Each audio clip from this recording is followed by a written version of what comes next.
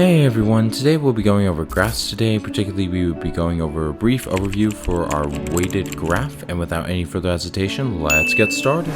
And now going over our whole weighted graph experience. So our weighted graph in particular, we made our own custom header file really to be able to go over exactly how we were able to build out our weighted graph with the respective values that we see whenever we are outputting. For each value is going to have a specific for each edge is going to have a specific value that is attached with each of the vertices that are connected with the respective edges as well. And we need to replicate it of that nature by rendering the graph first, then we draw the arrow depending on exactly if this is actually a directed or undirected graph. In our case, arrows really do indicate that it is directed overall, just for this example. And then we place the weight, which will be directly on the inside, and we did this with ASCII as well, just to be able to output and know the direction of what we have done, plus also get further accustomed with the C++ syntax at the same time. So we did 1, 2, 3 functions along with our print graph function as well. So we did 3 private functions and 1 public function in general. Then inside of our main class, what we did, main file, is that we included our following libraries.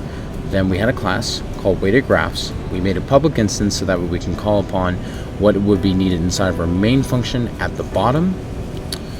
And what we did was that we initialized the variables for vertices as well as our adjacency list for graphs need it's a way to actually organize our following vertices and with their respective edges and understand the relationships with such.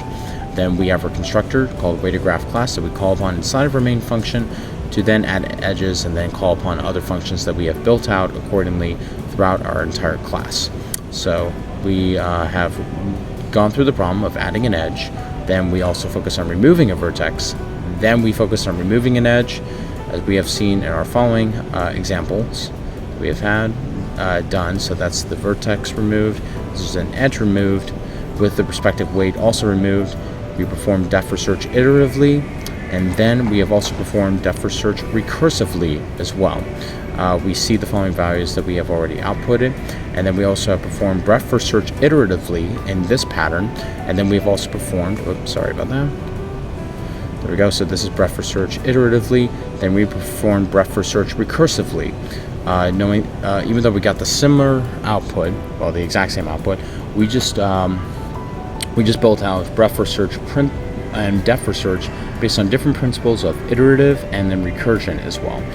And this is what we output for our main function as well. The following links are also within our GitHub repository in the description below, so you can go back, look at references, and then be able to check back on your work while you're typing out everything and coding along side by side at the same time. So yes, this was our weighted graph that we have built for our vivid example.